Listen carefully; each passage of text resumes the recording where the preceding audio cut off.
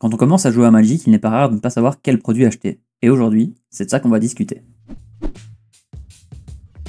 La première chose à identifier lorsque vous voulez savoir quel produit acheter, c'est votre format de jeu préféré. Certains d'entre eux seront plus coûteux à la base, mais bien souvent, ce sont des formats de jeu qui ne subissent pas de rotation. Ce qui veut dire que sur le long terme, ils seront moins chers. Par exemple, le standard est un format qui, en moyenne, ne coûte pas spécialement cher pour faire un deck, demandant un investissement moindre au début. Malheureusement, les decks standards subissent une rotation du format, et donc certains decks deviennent injouables lorsqu'une extension sort de la rotation. A contrario, les decks EDH coûtent plus cher pour se lancer, mais ceux-ci ne subissent pas de rotation. Et aujourd'hui, même si Wizard crée beaucoup de nouvelles cartes qui sont meilleures, chaque nouvelle extension n'apporte pas forcément un nouveau jouet à n'importe quel nouveau deck. Vous n'aurez donc pas besoin d'acheter 40 nouvelles cartes lors de la sortie d'une extension. Commencez donc par identifier quel format vous désirez jouer, et pour ça, j'ai une vidéo, vous pouvez la retrouver dans la description. Première chose, évitez les boosters.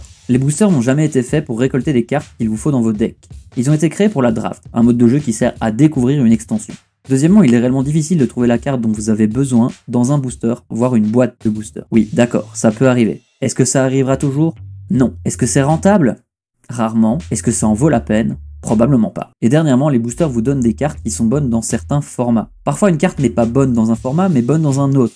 Et si vous ne jouez pas ce format en particulier, vous avez juste du carton qui traîne chez vous, et ça devient vite fait difficile à ranger. Les boosters ne sont donc pas une solution pour débuter. Ils sont là pour vous faire découvrir une extension en la jouant. Il en est de même pour les bundles, anciennement appelés Fat Pack, ainsi que pour les collector boosters et les packs d'avant-première. Puisque dans tous ces produits, vous obtiendrez des cartes aléatoires, et c'est donc rarement ce que vous recherchez. Le meilleur moyen d'acheter des cartes, c'est de les acheter à l'unité. Pour commencer à jouer, vous avez probablement été invité par un ami, ou vous vous êtes rendu dans un magasin, et avez découvert le jeu via des personnes qui s'y trouvaient. Dans les deux cas, ces personnes ou ce magasin seront vos références. Si un ami vous a invité à jouer, il a probablement un point de chute, lui-même, dans un magasin. Magasin dans lequel il se rend pour jouer avec d'autres personnes, et si vous avez découvert le jeu par vous-même dans un magasin, retournez-y. Car dans les deux cas, il n'est pas improbable que ce magasin vende des cartes à l'unité. Ou même qu'il organise des événements comme des drafts, qui, je le rappelle, sont le meilleur moyen d'ouvrir des boosters, vous pourrez récupérer vos cartes de cette manière. Si votre magasin vend des cartes à l'unité, demandez-leur les cartes que vous recherchez. Et pour ça, de nouveau, il faudra que vous sachiez quel format et quel deck vous jouez.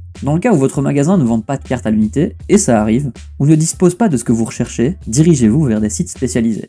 En Europe, le site de prédilection, c'est Card Market. Card Market a différentes interfaces. Si vous aimez d'autres TCG, comme Pokémon, Lorcana ou Yu-Gi-Oh!, vous y trouverez aussi votre bonheur. En plus de ça, Card Market vous permet d'être sûr d'acheter des cartes qui sont réelles, et non des contrefaçons.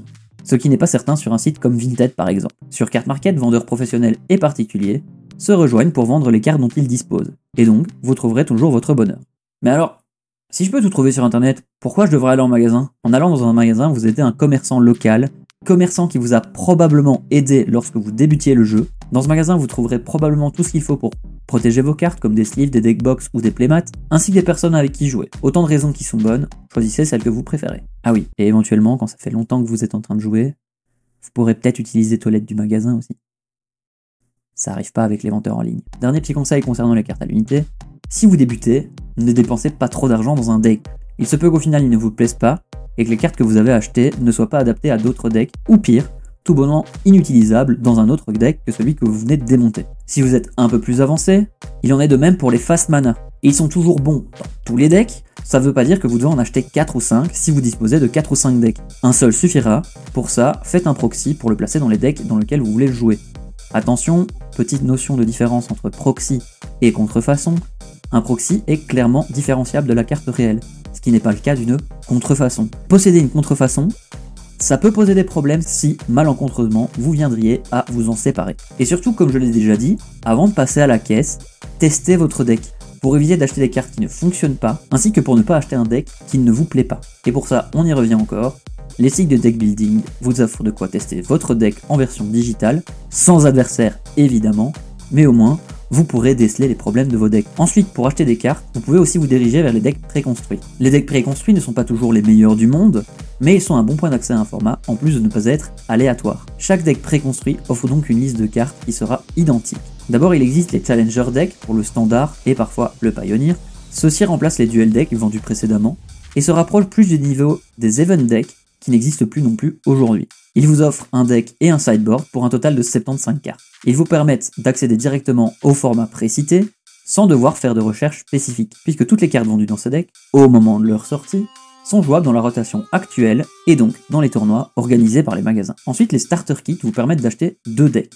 que vous obtiendrez en version papier pour jouer contre un ami, et en version digitale via un code pour le jeu Magic Arena. Ces decks sont souvent un peu plus faibles, mais comme pour les précédents, les cartes s'y trouvant sont jouables dans le standard lié à l'extension. Malheureusement, ces produits ne sont pas des best-sellers chez Wizard, donc depuis 2022, nous n'avons pas eu de nouvelles itérations de ces derniers. Ce qui veut dire que si vous en trouvez, ils ne sont probablement plus jouables en standard aujourd'hui. On poursuit avec les Commander Decks, qui, comme leur nom l'indique, vous offrent une porte d'entrée dans le format Commander. Ils vous permettent d'acheter un deck de 100 cartes, immédiatement orienté autour d'un commandant.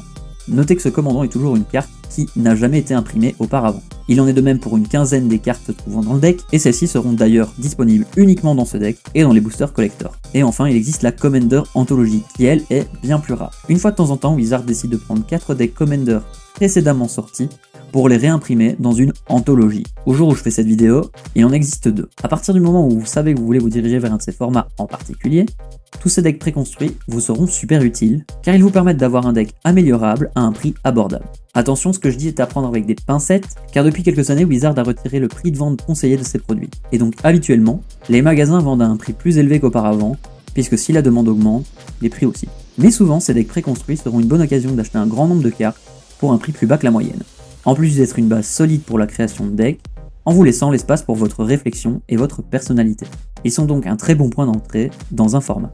Notez qu'il n'existe pas de deck préconstruit pour accéder au vintage, legacy ou au moderne, parce qu'il est impossible d'offrir un deck compétitif, tout en restant dans un budget raisonnable pour un nouveau joueur. Donc, ce que vous devez retenir. D'abord, sachez dans quel format vous jouez. Ensuite, achetez vos cartes à l'unité, et pas dans des boosters. Et enfin, mais pas des moindres, si vous débutez Magic, dirigez-vous de préférence vers un deck préconstruit. Lorsque vous aurez acquis une bonne base de connaissances et de cartes, vous pourrez vous diriger vers l'achat de cartes à l'unité pour enfin réaliser vos propres decks. Merci d'avoir regardé la vidéo, n'hésite pas à laisser un like et un commentaire, et surtout à t'abonner si tu ne l'es pas.